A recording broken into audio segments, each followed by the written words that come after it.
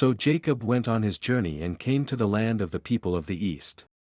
And he looked, and saw a well in the field, and behold, there were 3 flocks of sheep lying by it, for out of that well they watered the flocks.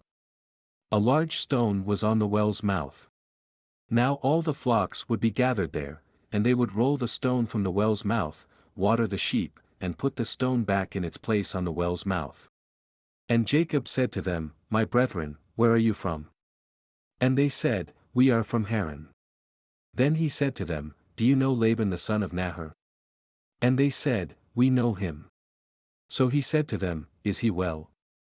And they said, He is well.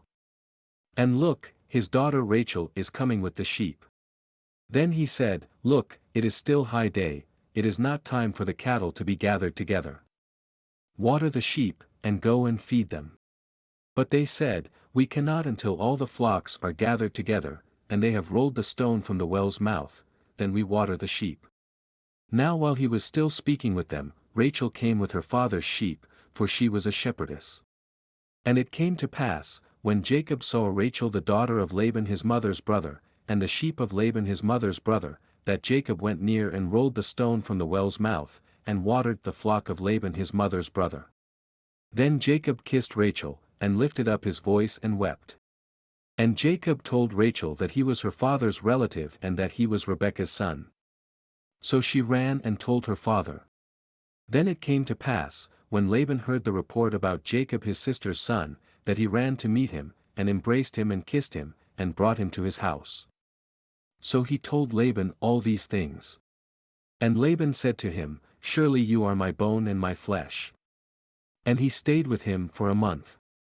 Then Laban said to Jacob, Because you are my relative, should you therefore serve me for nothing? Tell me, what should your wages be? Now Laban had 2 daughters, the name of the elder was Leah, and the name of the younger was Rachel. Leah's eyes were delicate, but Rachel was beautiful of form and appearance. Now Jacob loved Rachel, so he said, I will serve you 7 years for Rachel your younger daughter.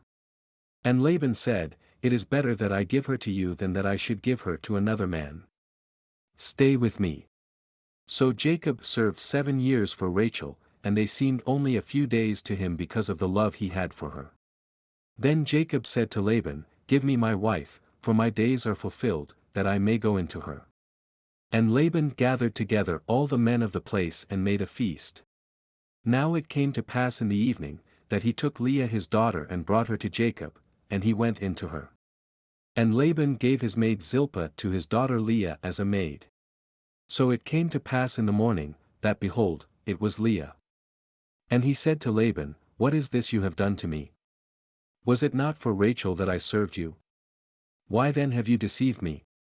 And Laban said, It must not be done so in our country, to give the younger before the firstborn. Fulfill her week, and we will give you this one also for the service which you will serve with me still another 7 years. Then Jacob did so and fulfilled her week. So he gave him his daughter Rachel as wife also. And Laban gave his maid Bilhah to his daughter Rachel as a maid.